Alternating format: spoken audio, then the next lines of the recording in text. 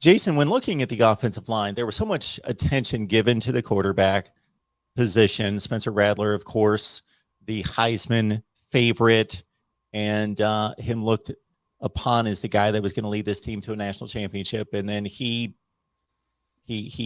played okay, but not up to expectations. Caleb Williams comes in, shows a flash. Of course, the Texas comeback.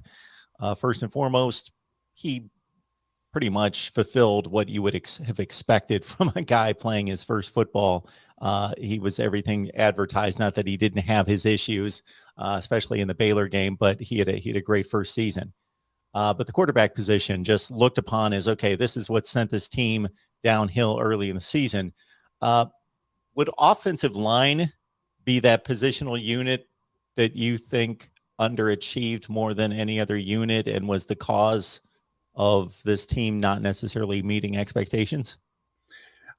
Yeah, I think particularly on the offensive side of the ball, definitely, Mark. I think that's a fair point to say, and I think it's come to light. I think the strength and conditioning was, I think that was perceived, Mark, across the program as being a little bit of a challenge where Oklahoma wasn't really where they needed to be, and I think with Jerry Schmidt coming in and just how specifically the offensive line has tested out early on, shows that they are definitely not where they need to be. I think it's kind of funny. There's been a couple of Oklahoma players. Andrew Rame it was one of them, and then uh, the other one's escaping me right now. Sorry, but talking about the off season kind of not necessarily conditioning, but the training and stuff workouts that they've started to go through now. Gabe Eichert and Teddy Lehman, really good stuff. Have a lot of insight into the program. Have talked a lot about some of the horror stories of Jerry Schmidt's workouts back when when they were playing and stuff like that. Uh, and what they said was interesting is through the time, through the time of the strength and conditioning program through Riley, they've never heard one horror story, and so that just kind of speaks volumes to where Oklahoma basically wasn't where they weren't. So, anyways, Andrew there was a text conversation between him and his mom that kind of got leaked on Twitter that talked about just said it's not even a comparison on how tough, on how difficult and how hard the strength and conditioning workouts have been thus far through a couple of weeks. So Mark, I think that's a big part of what Oklahoma has is going to see the benefit of. I think in 2022 is much a much stronger and a much more elusive offensive line than we saw last year. And I think another part of it is the schemes that Riley ran from a running game perspective were very complicated. Some that weren't even ran at the next level just due to their complication. And so I think Jeff Lebby will simplify that a lot, and I think you'll see a much improved offensive line. I mean, it remains to be seen exactly how improved because they have lost a couple of guys off of that line, but I think the addition of Schmidt is going to prove give dividends for this team in terms of what this 2022 offensive line could potentially look like, Mark. I may not put this in necessarily the most appropriate or best terms, but you got to be a little crazy to love to play football. So it's not necessarily a fun sport all the time. Like baseball, basketball, they're pretty much the same sport on game day than they were when you were at practice all week.